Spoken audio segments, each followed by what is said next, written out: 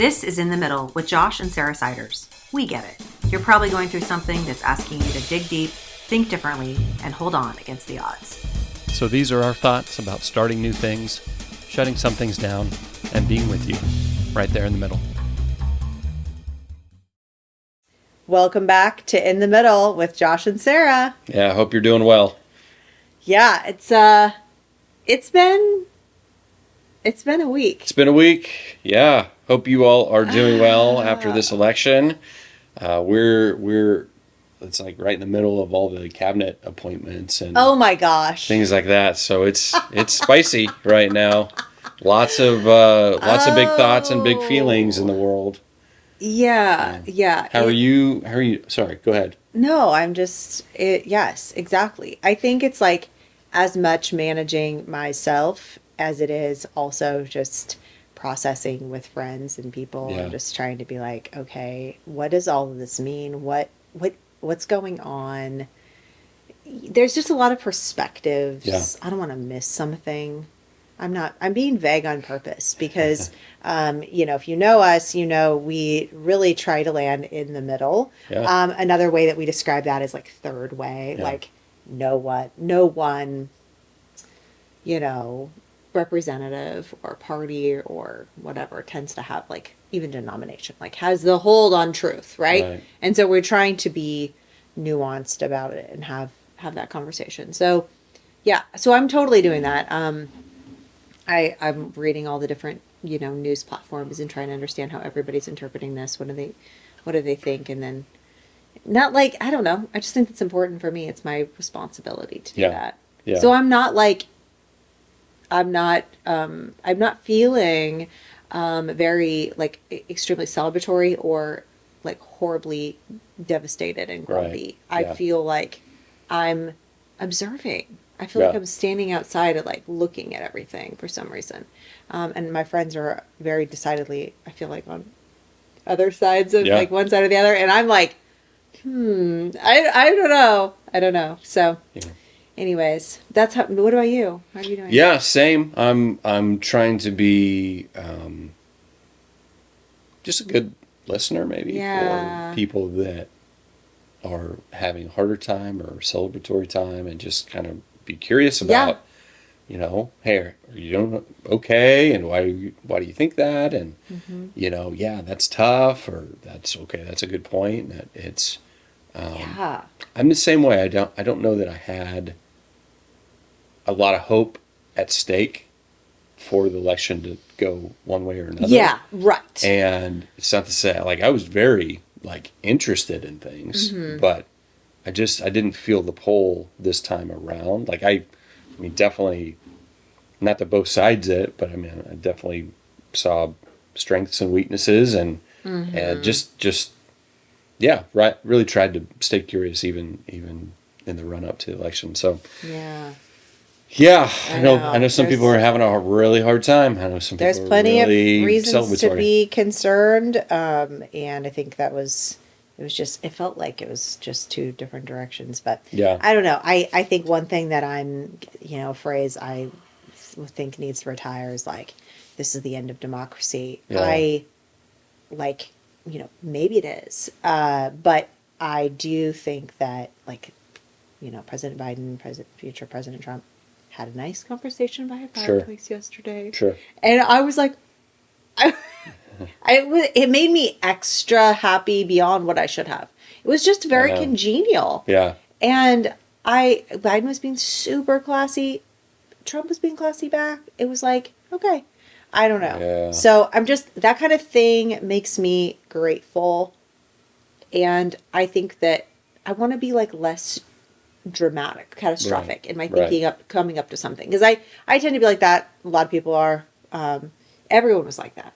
And it was like, guys, anyway. So I don't think we need to stop saying things like this is the end of democracy and freaking ourselves out. We need to figure out how to work within the systems that we've got, even if we think someone is out to lunch. So anyway, I don't know. I would like to always be a person that people can talk to about whatever opinion they have. And I would be curious, like you said, and be willing to hear them. there's some super extreme opinions that aren't really worth discussing. But I would say the majority of people fall in the middle somewhere. Yeah. And they're worth hearing out. Yep. It's true. So, yeah. Anyway, well, we have a topic today that we've been like tossing around. It's not related to the election because you all want us to move on, right? Right. We all want to move on. Yeah. We've been tossing around this one for a while, and it's funny because it wasn't like, best and worst marriage advice is what we're talking about today. Best and worst. Let's do it. We have your worst marriage advice coming at you. Well, no, this is stuff that we heard, and I think, I guess we'll get to this, but like marriage advice, I haven't received any in a long time. You get a lot of it when you're about to get married, or like when you're about to have a baby, everyone has advice for you. Yeah. And then they kind of back off because they're like, okay, you're in it, you're in the fray. But in the beginning, we had 2 different couples doing marriage counseling for us. We were having a lot of people speak into our lives, and I think people try to give like marriage advice in a category like it's its own thing. And I think that's true. Like building a family, building a life, some of the things that we've talked about with like the concept of like a team, a family team, or having a shared mission. I think that is highly underrated and really should have shown up a long time ago. Mm-hmm. Yeah. But I'm thinking about all of the books and the conferences and the just general kind of like in our time at that point, like evangelical Christian advice, even if it was like from an egalitarian perspective. Yeah. I don't know. It always felt so vanilla. Right. I exactly never wanted to read. I mean, we were dating. I wanted to read like Men Are From Mars, Women Are From Venus because I was trying to understand, but trying to understand me. Yeah, I was like, good what luck. is this? What is this? What is going on? No, but like I'm sure you felt like that about me too. I just, women are mysteries even to themselves. Like, let's be honest about that.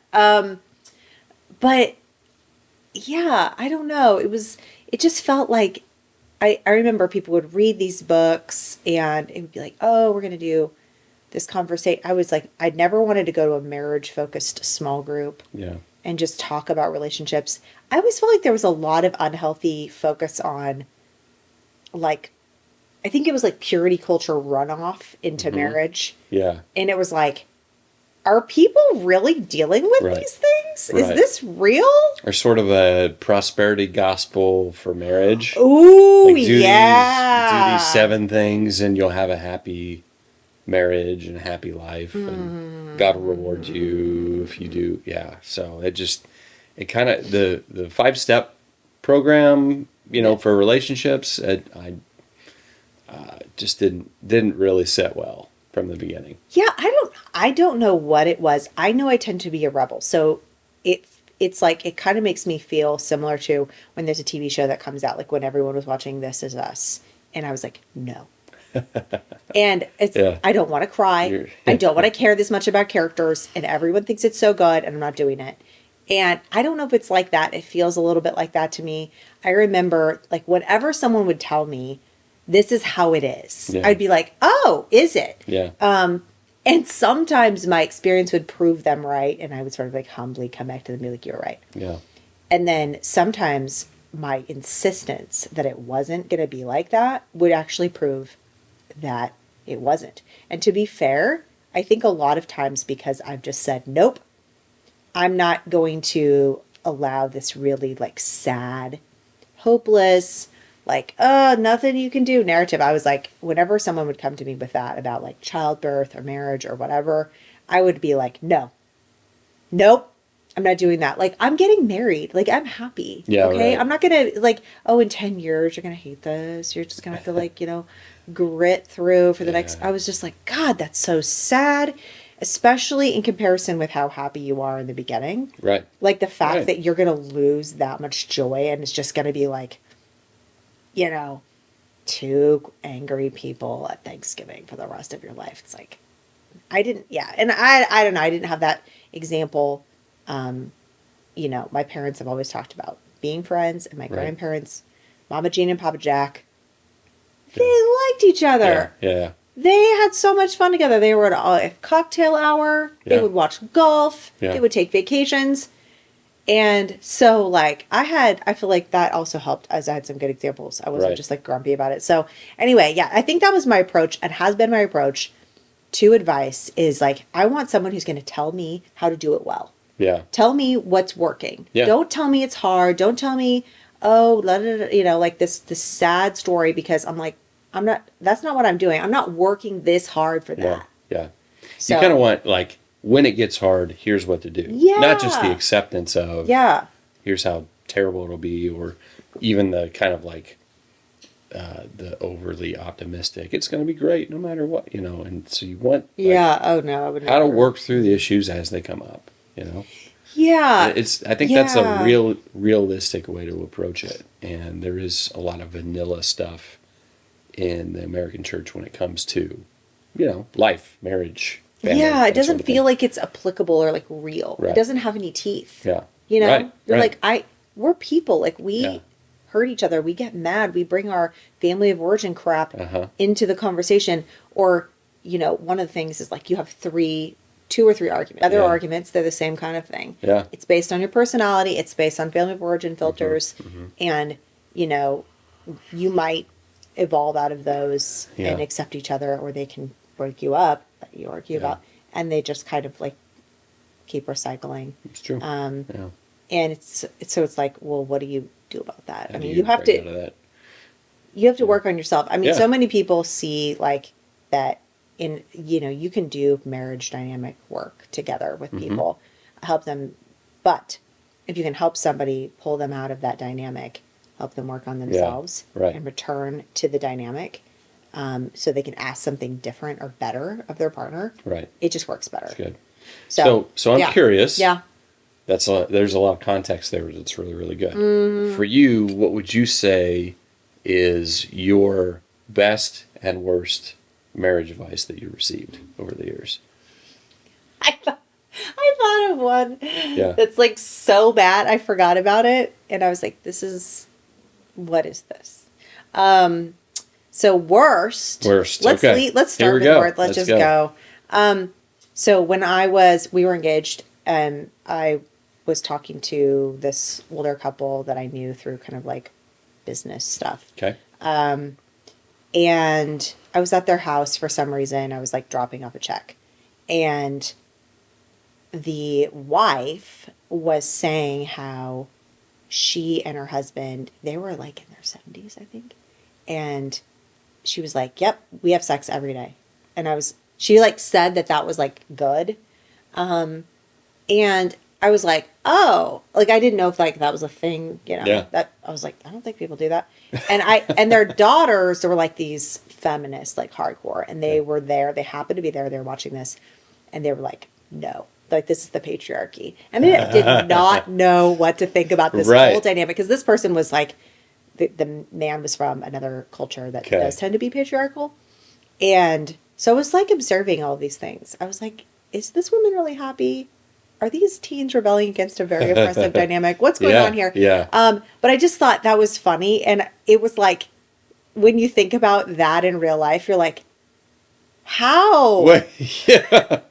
What? Every day. For like 50 years? Like, Yeah. it's like that. Why is that a priority? Like the priority? Like, I think it's a great priority. Wow. Just not How well did you know them?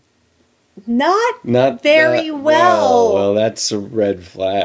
Right. Also, like, hi, with the TMI. Yeah, exactly. And the daughters are like, Oh, we got a thing. We're out of strange. here. And the further I get away from it, the more I'm like, Yeah. But anyway, I wasn't married then. Yeah. And I literally thought to myself, maybe that's a good goal. Yeah. I didn't know. Right. Yeah. Because, I mean, you know, when I was going to grad school, it was like, I didn't have a ton of things going on. It was like, yeah, I'm sure I could work this in. Yeah. Now I'm like, what? I'm gonna pass out at 8:30 at night. Yeah. Like, especially with the time change and all that. Yeah. It's like, oh my gosh. Anyway, Yeah, Okay. that's an obligation I'm not willing to commit to. Sorry about that. I don't know if you needed me to. So yeah, I don't think we've ever talked about this. I've never heard this story. So if that was an expectation, so weird. Yeah. It's such a weird advice. Anyway, so Okay. yeah, so let's go ahead and put that. Like I said, that's weird, bad, worst advice. got it. I'm sure there's some people out there that would be like, yeah. Obviously, they're all bros if they say that. Yeah. But anyway, I think that like best advice wasn't marriage advice. Yeah. So I think that's the thing that I'm realizing. It was just about human relationships, and it was like it's more important to be together than to be right. That's right. Yeah. And so that has been true in so many scenarios, but I don't think it's ever more true than in marriage, because in marriage, like, you do find that, your spouse is doing something different than you that you don't like, or they're doing the same thing over and over, or there's some kind of area that you can really get disconnected from them. Right. And when you don't have a strong attachment at that moment, when you don't have good vibes for them, then it's like black and white. Yeah. I need to be right. I'm going to lock in. And, our dynamic tends to be like, you value being right and I get defensive. And I'll sort of just like, I'll be like, nope, and then we're sort of locked out of each other's worlds in that specific dynamic. And then we have to kind of like take time and then come back to each other and be like, okay, my guard's down now. Right. In the moment when you are telling me, you did this wrong and here's what's right is, I don't go, oh, thank you for telling me. I'm so glad. Like next time, it's like I have to become aware of my defensiveness and like what it is that I'm, why am I stuck in that pattern? And I don't do well in the moment. Mm-hmm. And I mean, I think that like a sophisticated, person that is super zen and whatever, all the people that we are going to be when we grow up, the Dallas Willard, Anne Lamott, Toni Morrison, Eugene Peterson, Henry Nouwen, we're going to be these people. God willing, we're going to be super zen like that, but we're not right now. And so it's one of those things where I'm like, I can't like do very well. So I've had to learn that about myself. But it's about like, in the end, even if I want to bludgeon you with my opinion or you want to bludgeon me with yours, like, I don't necessarily want to be right all the time if we don't have a relationship. Yeah. Like, we're just roommates. We just look at each other in the hall. Right. And I'm right. Fist bump every once in a while. Yeah. There you go. Like, rightness tends to be, in a lot of situations, especially relationships, very subjective. Yeah. So if you're right, you're on an island. Yeah. It's like, well, and I think about the early days of a marriage, there's a lot of compromise that you have to make because you're zipping two people's lives together. Mm-hmm. And that's good. It's things like how to load the dishwasher. Yeah. What drawer do the utensils go in? Do the knives go up or down in the dishwasher? How to fold the towels. Like, there's things that you realize you were doing wrong for 28 years. But and there were things I would realize I was doing wrong for 30 years before we said, fold towels. Hey, could you do it this way? You do it great. Thank you. So there's some compromise. Yeah, thanks. Shout out to my mom. The towel folding skills it's of the Siders top family. Tier. There you go. It's solid. But it's like, I just remember all the things where you're like, why do you do that? I don't know. I'm always done it that way. It's not good, bad, right, wrong. It just is. And it's like, you guys put your butter in the fridge. Why? Totally. That's insane. It keeps stuff off of it. I don't know. I don't know. Exactly, right? And my family, after a babysitter put the butter out, they have it's like in the cabinet. Yeah.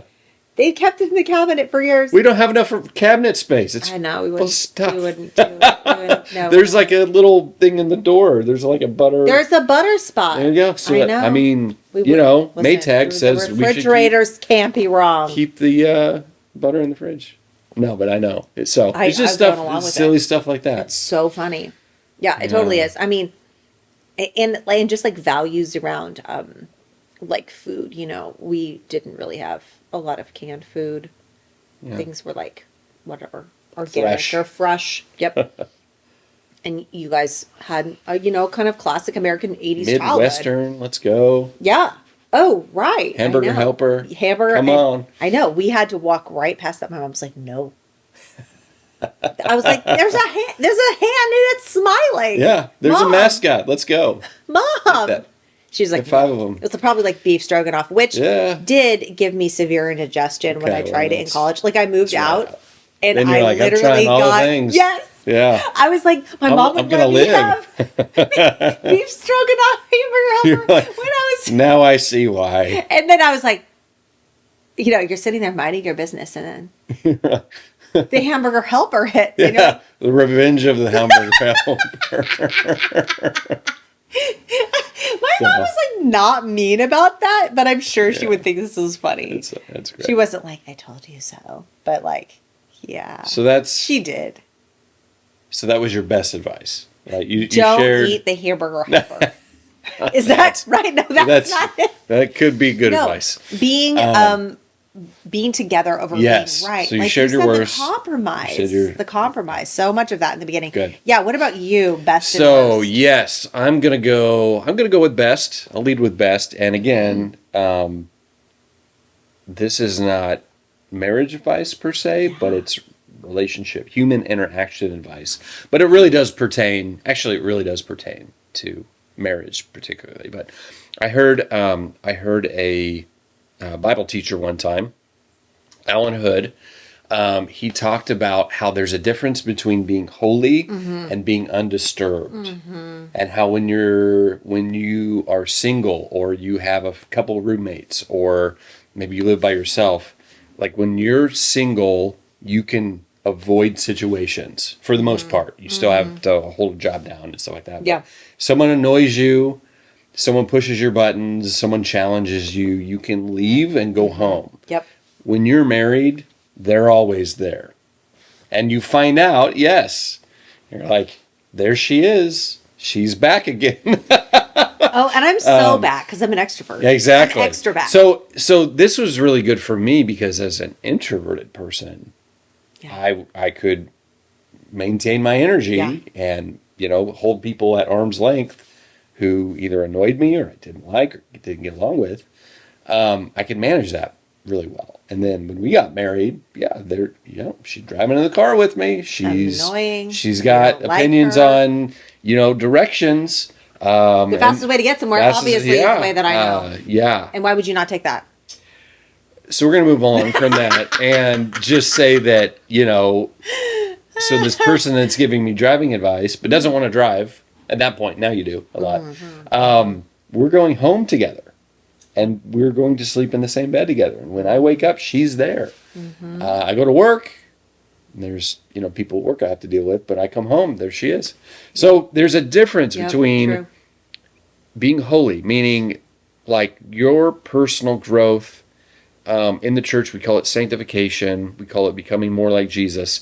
There's a difference between that and being undisturbed. And you find out how, when you get married, how undisturbed you really are. Yeah. And then it continues because you have kids. Yep. And they're kind of like you, and they're kind of like your spouse, and you realize like they push your buttons, and because I said so isn't a good reason as they grow up for things. Right. So you kind of back to, I think we were talking about this earlier, maybe before we started recording, like personal growth. How much growth you actually need to maintain and improve relationships versus just being able to remove yourself from the situation. Now, I still think there are times in a relationship, in a marriage, where you can remove hit time out on a fight, walk away from a stupid, silly argument or being right about something, like hitting pause on that. But overall, I think it's really good advice, realizing there's a difference between being holy, being spiritually mature, being like Jesus, and being undisturbed. And man, that is such a wake-up call. Yeah. That's the best advice that I feel like I've gotten. No, it's super good. Or that I just picked up. It wasn't even advice. It was just like a teaching. Worst advice. I have a tie. Can I do a tie? Can I do a twofer? We make the rules. Yeah, there we go. So I've got two. The first is we had one of the people that was doing the marriage counseling, premarital counseling, said that, in any healthy marriage, there needs to be a tiebreaker. And Josh, the Bible says, you're the husband, you're the tiebreaker. Yeah, that's in the Bible. And I bought that early on. And it was this if you came down to your last $100 in your budget, Sarah says spend it this way, Josh says spends it that way. Who gets to decide? Well, it should be Josh because of his plumbing, I guess. And so in the early days, I'm like, well, I guess the Bible says it. My premarital guy says it, so let's do it. The thing is, as we got into our marriage, I realized it's not good advice. Like, one, I never had to use that. Yeah. It never came down to like, yeah, you're really dug in this way. I'm really dug in that way. We submit. Yeah. You were going to do what I say. And two, when you actually look at those verses, Jesus is the leader and he went the lowest, to win us. And I think it's the actual opposite, is that because I'm the husband, I go, oh, last $20. How do we spend it? Sarah wants to do this way. Okay, let's do that way. It doesn't need to be this power thing. Yeah. It could be this like, I'm here to serve first. Yeah. I'm here to lead by serving you. Yep. So I just think that was not great advice that we didn't end up needing to use anyway, right. But I think it can set up a lot of like resentment. Yeah. Like you're the dude, so you get to decide the things, because I think that can be really misused by a lot of men just to get their way. And quite frankly, there are a lot of men who are wrapped up in their ego and stunted emotionally and in maturity and can use stuff like that. And I've seen it. Can use like, well, I'm the man and I get to decide to just pout and get their way. So it really does. And they never have to grow. The person who's always everyone else is accommodating them. He's always right, I guess, if there's a disagreement. So not good. Second, the tied for that is we had a couple. I just remember the wife, the husband and the wife, kind of in this kind of tongue-in-cheek way, say that everybody when they get married, the honeymoon continues till you have kids. And I just remember thinking like that was kind of patronizing, condescending, like it's just good times until kids come along, then it's really hard. Is that what they meant? Or it's like you're just kind of innocent and naive until kids show up. And I just in the early days I was like, I don't even believe that. Like, because we had things we had to figure out. Like I said, zipping up two lives together takes a lot of like awareness and work, and it was awesome. I mean, it was great. Yeah. And it was really challenging. We had a lot of challenges we had to figure out. And it wasn't like we had just easy. No, we had a robust support system to be, and we had models in our parents that they had been together. But that the kind of condescension about like, oh, you two little cute people just living your innocent, naive lives until you have kids come along. And hey, maybe, and that's no judgment. Well, maybe a little judgment. No condemnation. Whatever. I find that a lot of marriage advice is really unique to the people. It is. And so I think that's maybe for us, like it was more relationship advice that we kind of held on to, because the marital advice, I just don't know that much of it stuck. And so, like, I guess that would be a message. It's like, it's okay to be discerning what works for you, to look at marriages and go, there's no one model marriage that I'm like, I want to know how they do everything. But we saw things in people, in their lives, in their marriages, in their finances, in their relationships, in their spirituality, where we kind of like took like, I want that, and I want that, and I want that. And we kind of pieced it together in that way. And then we had to figure out a lot of unique stuff on our own. But any of that kind of like patronizing, condescending stuff just, I think, rolled right off of us, because it's like, no, I don't know that we're going to do it like that. And that's okay. It's been working for 16 and a half years. Yep. It was always like if you don't know, we dated for or like it was a year and a day from when we started dating to when we got married. That's right. So then I'm always like trying to remember the numbers. So like 16, 17, 17, 18. Right, exactly. Where we at? So 17 and a half total together. Yeah. So cheers to that. Aww. Yeah. I mean, I think that like our relationship was always had like, in my view, a lot of depth because we were friends and we would have these like deep conversations about like ideas, politics, theology, mental health, things that we wanted to do in the world. Like, so it wasn't like we were just two people who had jobs and then we would come home and we would be like, did you watch that sports game? Or that, I don't know. There was just a lot of layers to our relationship. And I think it forced us to have these conversations. So it's always felt like, some of this stuff applies to us. But then it wasn't like we were having the best time ever because we had no problems. It was like we had some things that we were, not on the same page about, that were like surprises or disappointments in the beginning of marriage, that it wasn't like going to break us up. It was just like, oh, I'm sad that this isn't how I thought it was. Right. And I have to figure out what to do with that. And I think that's one of the biggest things is like people think they externalize their disappointment. They don't think like, oh, I had this expectation that no one promised me, or if they did, they couldn't promise me what my marriage would be like. Right.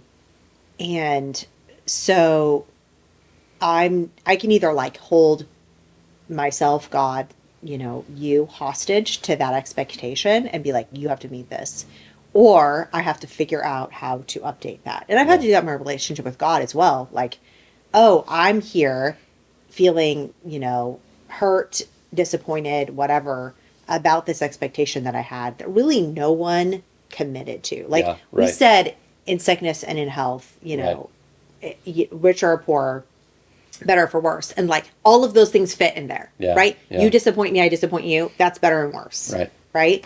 That's all of those things. And so none of those things can really like break you up. I mean, obviously there are some scenarios that like where, the commitments, covenants are broken. But I think like those things are just like, that's how it is. And I think looking inward and being willing to take inventory, like what did I bring to the table in terms of, my expectations, my approach.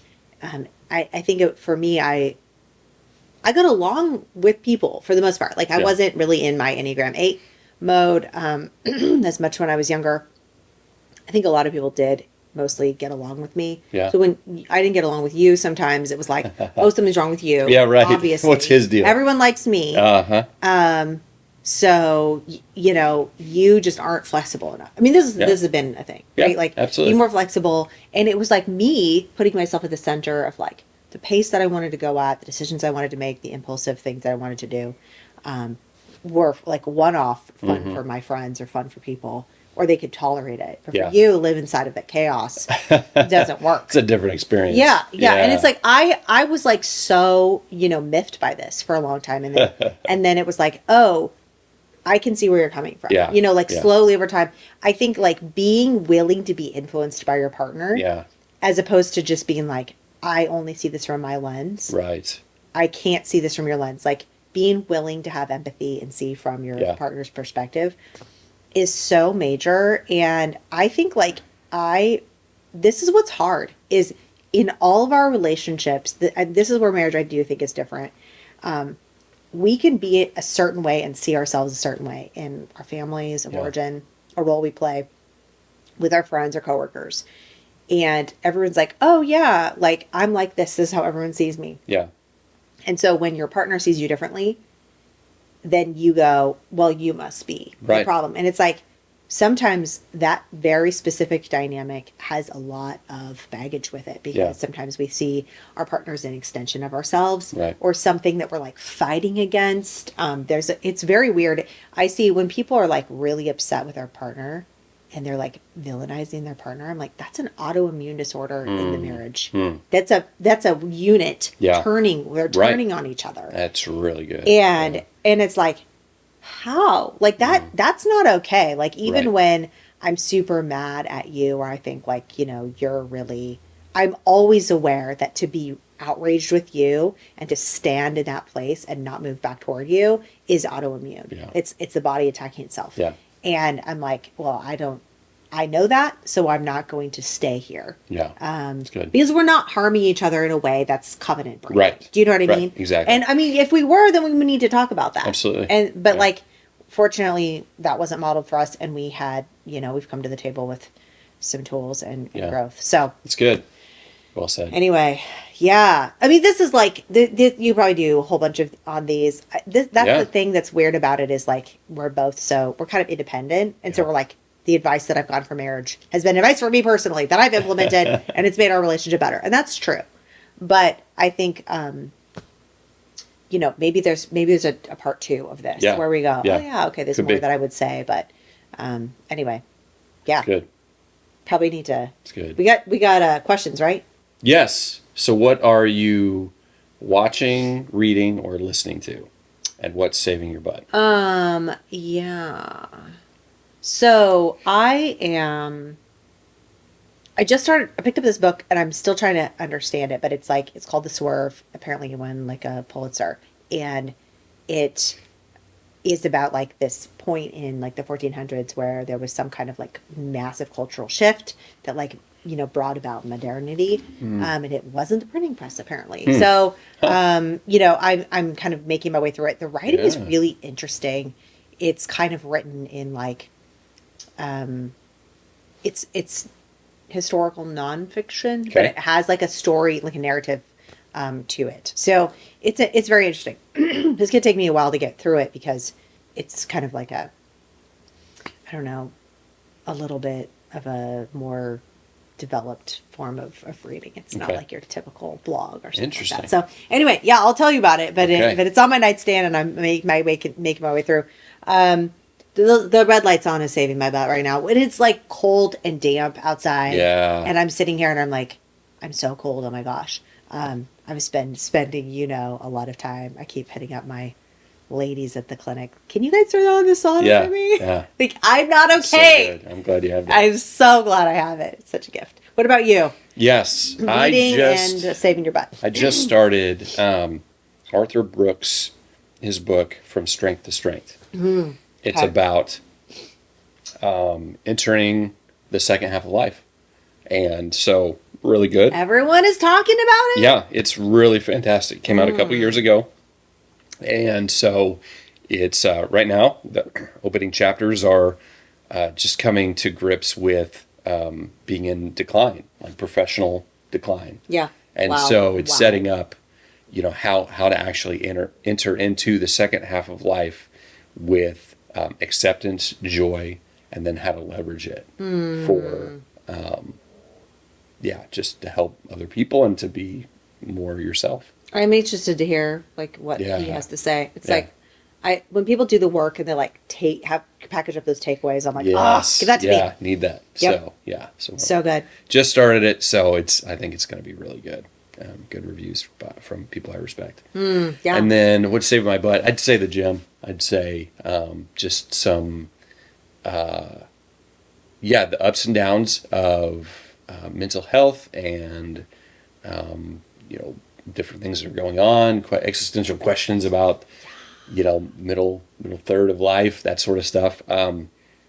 Getting to the gym and just being there, like even making the choice to go, I don't feel like it today. I'm going to drive there. I may just walk on the treadmill. Yeah. And so good. Sit in the sauna. Mm-hmm. That's going to be a win. And it is. It is, it's really good. It's so good. So. That's really good. Yeah. I need it. I've been like having a hard time keep being consistent with my walks, and I haven't been lifting for a couple of months, and so I need to get back to it. Yeah. So let's all keep each other accountable. Let's do it. You don't have to make the beginning of the year decision. You can make it now. Yeah. And then hit the ground running in January. How about that? Yeah. Okay. Fair enough. So, best and worst marriage advice. Yeah, we would love to hear from you all. Best and worst marriage advice for those that are married. If you're not married, respect. Best and worst relationship advice. We would love to hear that. Yeah, so thanks for watching. Thanks for listening. And we're really glad to have you here with us. Yep. We'll see you next week. This is the In the Middle podcast with Josh and Sarah Siders. Visit inthemiddlecoaching.co for other resources, courses, and helpful tools.